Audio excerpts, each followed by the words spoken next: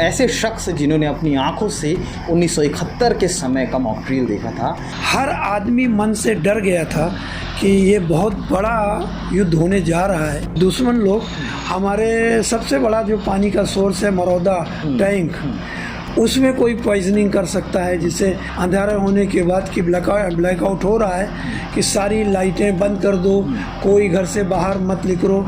उस माहौल में तो ऐसा लगता था कि पता नहीं कहाँ क्या बम गिर जाए। इस वक्त अगर देश में कोई चीज़ चर्चा पे है, ट्रेंडिंग पे है, तो वो है मॉक ड्रिल। और उसी के साथ साथ बुधवार की रात 1:30 बजे जो पाकिस्तान POK में जो कुछ हुआ वो अभी ट्रेंड पे चल रहा है। इस पूरे विषय को लेकर के तो बातचीत हो रही है, लेकिन भिलाई के एक ऐसे शख्स इस वक्त आपको स्क्रीन पर मेरे साथ नज़र आ रहे होंगे जिनका नाम RN विद्यार्थी है। 1994 में मेरी पैदाइश है।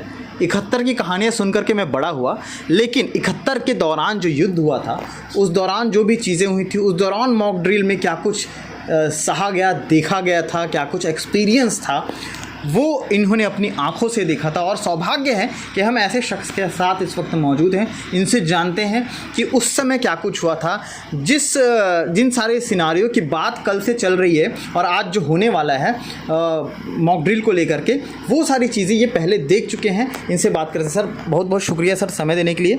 और क्या कुछ हुआ था उस समय, एक अगर आप हमारे दर्शकों को बता सकें।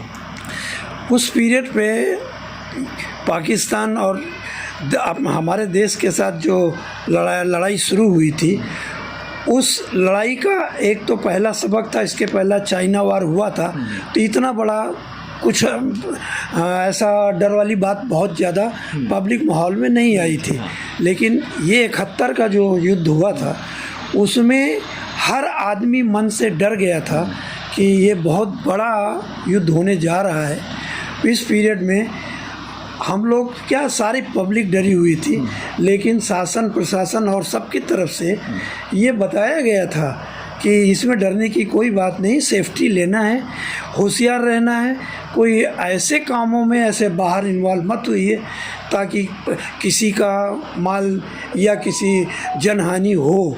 इसके लिए रात में सायरन बजता था, प्लांट का भी हीटर बजता था और पुलिस की गाड़ियां बराबर अलर्ट करती थी अंधेरा होने के बाद कि ब्लैकआउट हो रहा है कि सारी लाइटें बंद कर दो, कोई घर से बाहर मत निकलो, कोई भी कहीं इधर उधर ऐसा मूव मत करो कि किसी अनहोनी की चपेट में आ जाएं। तो हर आदमी डरा हुआ था। तो आप लोग प्लांट में थे कि घर पे थे उस समय? हाँ, उस वक्त हम घर में थे। घर पे थे, अच्छा। हाँ। और प्लांट में भी पूरी तरह से तैयारी हो चुकी? पूरे प्लांट में चारों तरफ ये तैयारी हो गई थी कि ये यानी लोगों से सुनने में और खबरों में यह आ रहा था कि ऐसे लोग, दुश्मन लोग हमारे सबसे बड़ा जो पानी का सोर्स है मरौदा टैंक, उसमें कोई पॉइजनिंग कर सकता है, जिससे अपनी सारी जनता का नुकसान होगा। हमारे जो ओवरहेड टैंक्स पानी सप्लाई के, उनमें भी कोई जाके कोई जहर डाल सकता है। तो चारों तरफ पुलिस का, सिक्योरिटी का बहुत ही सुंदर इंतज़ाम किया गया था 24 घंटे कि ये ऐसे खतरनाक पॉइंटों को बचाया जा सके।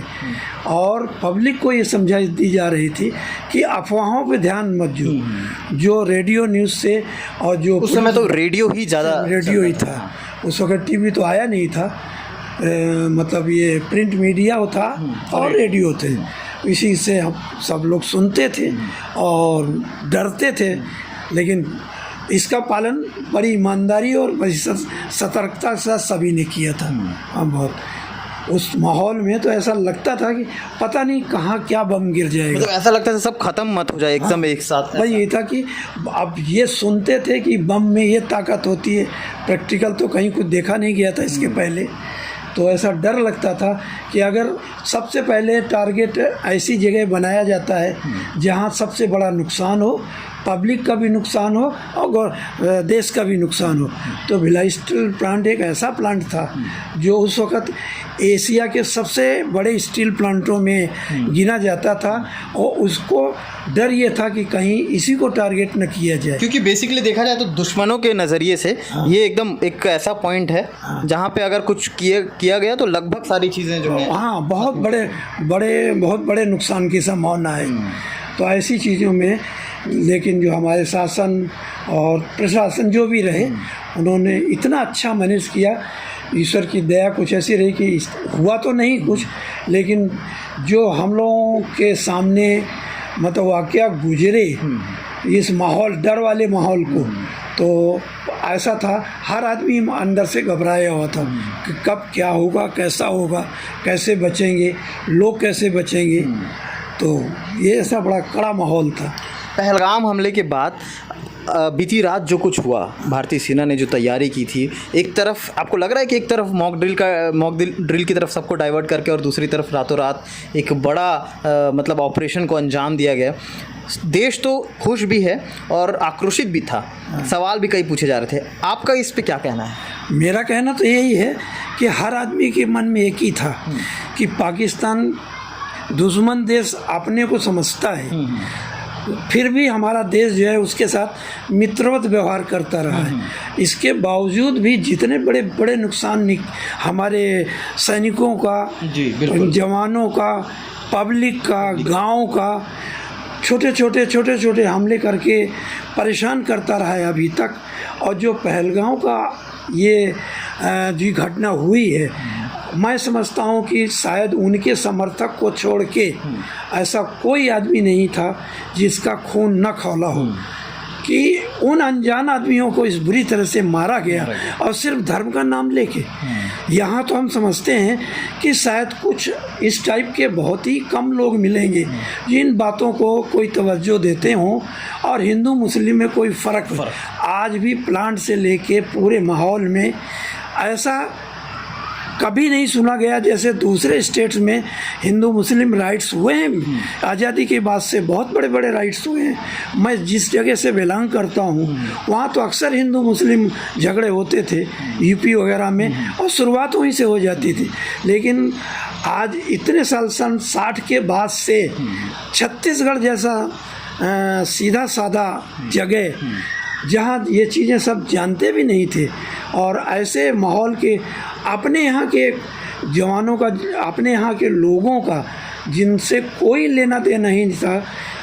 अभी सरकार, जम्मू कश्मीर सरकार भी इनवाइट करती थी कि आप हमारे यहाँ आइए, हम आपको ये सुविधा रहे हैं। और ऐसे निरीह लोगों का इनके साथ जो हरकत की गई है, बहुत ही गंदी, बहुत ही कायराना हरकत की गई है। और हर आदमी के मन में ये था कि इसका इतना बड़ा जवाब दिया जाए ताकि दोबारा ये सोच भी न सकें। अभी तक जो मॉक ड्रिल की हम लोगों को खबरें मिल रही थी, लेकिन मॉक ड्रिल न करके कल का जो अपना स्ट्राइक हुआ, इससे बढ़िया और जवाब हम लोगों की नज़र में नहीं है। कि एक तरफ से ये था कि हम तैयार भी हों, इसमें लोगों को ये समझाइश भी दी गई और वो काम पहले कर दिया गया जो बाद में चाहिए था। हाँ, तो बहुत ही जो अच्छा हुआ है, और इससे भी बड़ा सबक ताकि वो दोबारा सर उठाने की हिम्मत ना करे। आज जो हमारे देश की या हमारी सरकार, मोदी जी की सरकार का जो स्टेटस बना है पूरे वर्ल्ड में, जिस तरह से अपने देश की इज्जत बाहर हुई है, ये इसको कायम करना है किसी कीमत में, और हर पब्लिक सरकार के साथ है। शुक्रिया। तो ये आर्यन विद्यार्थी जी थे, एक ऐसे शख्स जिन्होंने अपनी आंखों से 1971 के समय का मॉक ड्रिल देखा था। तमाम सारी चीज़ें थी, हमने घर आकर के इनसे बातचीत की, इन्होंने समय दिया, उसके लिए शुक्रिया। आगे क्या कुछ अपडेट रहेगा लगातार हम आपको खबरों के माध्यम से दिखाते रहेंगे। शुक्रिया।